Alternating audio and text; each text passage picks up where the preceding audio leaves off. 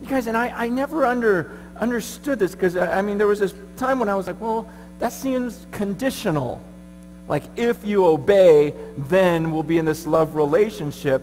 And the reason that bothered me for a while was because I didn't understand that God's commands were for my good. You know, when I first became a Christian, when I first really understood it in high school, I didn't like the commands of God. The commands were like the downside of Christianity, right?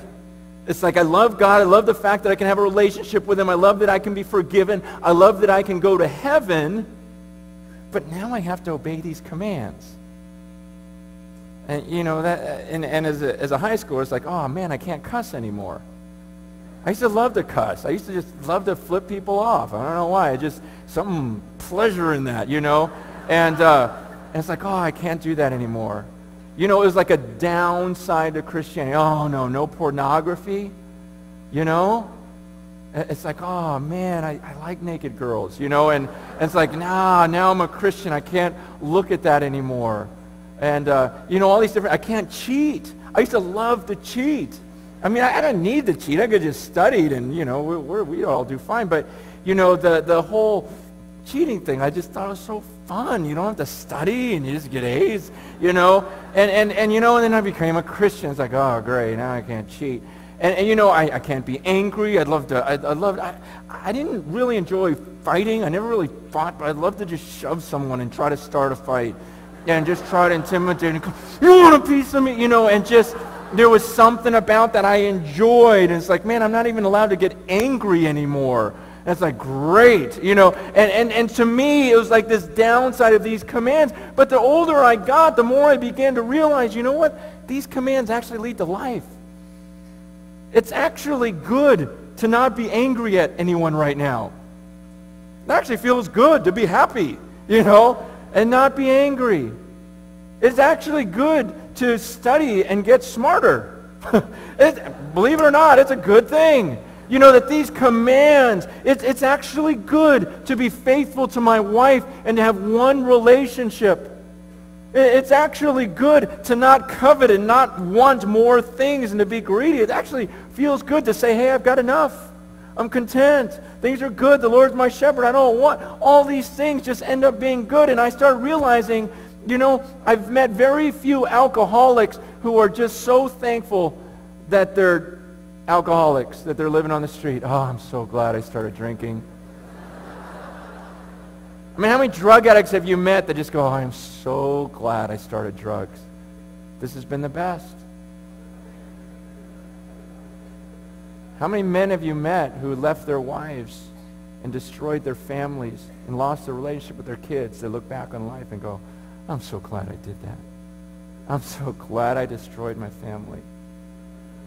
You guys, you start realizing, wait, God's commands are for my good. And these commands actually lead to life.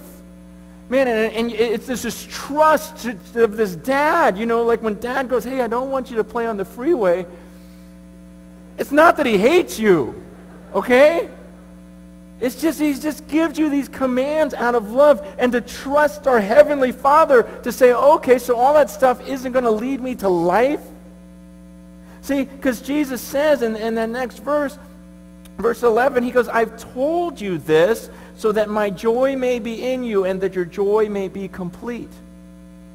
Because why do you think I gave you these commands? It's so that you would be joyful. See, if I give you these, it's for your joy. I mean, you understand this is part of a love relationship. The reason why Jesus says, if you obey my commands, you remain in my love, it's like this. Okay, I've been married for 12 years. Beautiful wife, wonderful wife.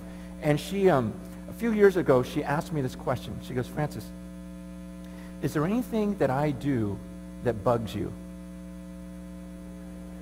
And, you know, and she's an awesome wife. And so I could think of like one or two things and go, you know, I hate when you're so slow. I always have to wait for you, you know, and, you know, if you could speed it up a little bit. And then I'm trying to think what else. But there were like two things. And she goes, okay. And you know what she did? She started hurrying whenever I was in a hurry. She started, whatever I said, this kind of bugs me. She did everything she could to stop doing those things. Why? Because she loves me. And she didn't want to do the things that bugged me. And in the same way, I asked her, I go, hey, is there anything I do that bugs you? And she had like this list. But I try. I try, okay, I blew it on number 23, but, I try. I go, you know what? I don't, because I love her. I'm crazy about her. I don't want to hurt her. I don't want to do the things that she hates. You know what blows me away is I get asked things from students all the time. They'll ask me things like this. Hey, if I have sex with my girlfriend, will I go to hell? I say, hey, will I go to hell for cheating? Will I go to hell because I hate my parents? Will I go to hell because of this, because of this, because of this? Hey, if I do this, God will still let me into heaven, right? Man, that's like the $1 million question is, how many things can I do that God hates and him still let me in? Christians ask me these things all the time. Adults ask me, hey, if I divorce my wife, will God still let me go to heaven? That's like the question. How much sin can I get away with and still go to heaven? And my question is, do you love God? I mean, I just told you how much I love my wife. What if I decided, if I thought in my mind right now, you guys, you know what? My wife is so understanding that I bet you, if I didn't come home for a month, and I didn't even call her, okay? She's back in L.A., and let's just say I just took off for Hawaii and whatever, and I didn't tell her. I bet you I could come home in a month, see my wife, and I bet you she still wouldn't divorce me. I bet you.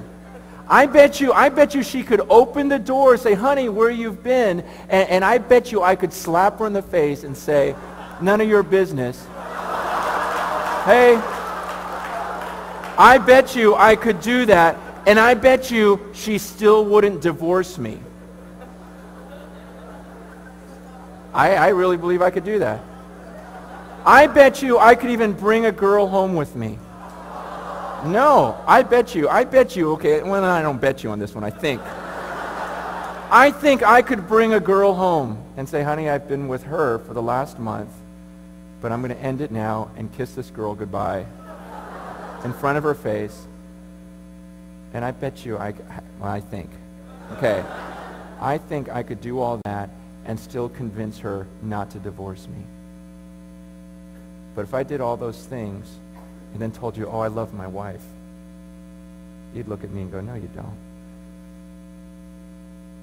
And so my question is how can you look at God and slap him in the face left and right, do all the things he hates, thinking, well, I bet you he won't divorce me, though. I bet you I can do this, this, this, this, and this, and he still won't divorce me, and he'll still let me into heaven. And my question is, how can you say you love God? Guys, it's about a love relationship. Man, some of you are holding on to things that you know that God hates. And the question isn't, are you still saved? Can you still get to heaven? The question is, man, how can you say you're in a love relationship with him? You're abiding in him. And as I say these things, some of you, you know what I'm talking about because you don't have peace right now. You try to come here, you try to sing songs, you try to worship, but inside you feel this guilt because you know you've been doing the things that he hates. And Jesus says, you abide, you remain in my love by obeying my commands. If you really loved me, you wouldn't do the things I hate. He says in verse 14, he goes, you are my friends if you do what I command. That's what friends do. You don't do the things that I hate. What is it in your life that you're holding on to that's killing you? It's a sin that brings us temporary pleasure, but it's killing you. It's ruining your relationship with God. And it's ruining your peace. You know, my last thing I'm going to say, and I'm done. My third daughter, when she was born, and she was a few months old, she was our weirdest one. She used to do this thing. Her name's Ellie, Eliana, we call her Ellie. And what Ellie would do, she was about, 8 months old or so, she would grab her hair as tight as she could, like this kung fu grip, just entangle her fingers in her hair, and then she would pull, and then she would cry. She would grab and go, ah, and just scream and cry and go, ah, and she would just go and I'd try to pry her fingers off of her hair, but then it would pull it harder, and she would look at me like I'm doing it. I'm going, no, that's not me, and so my wife and I would look at her like, let go, gosh, you're doing it to yourself. And there was nothing we could do. And you guys, in the same way, I feel like I do that at these conferences. I do this at church, where you have Christians who are holding on to their sin because they think it's so wonderful. But the very thing that they think is so great that they're holding on to is really killing them. It's taking away their peace. It's bringing so much guilt. It's going to eventually lead to death, but they won't let go. And there's nothing I can do. I can't pry your fingers off of your sin. Your pastor can't beg you and try to pull your sin away from you and take your sin away. We just stand here and look and watch you kill yourself. Watch you destroy yourself for your sin and just go, man, just let go. It's destroying your peace with God. It's ruining this love relationship that could be so beautiful. And I'm telling you tonight, there's nothing I can do for you except stand up here and say, come on, let go. Let go. It's not that wonderful. You're hurting yourself. Let go. Apologize to God for doing the very things that he hates. Run back into his arms. Tell him, I am so sorry. I love you, Dad. And I'm sorry I've been doing this sin that you hate so much. What we're going to do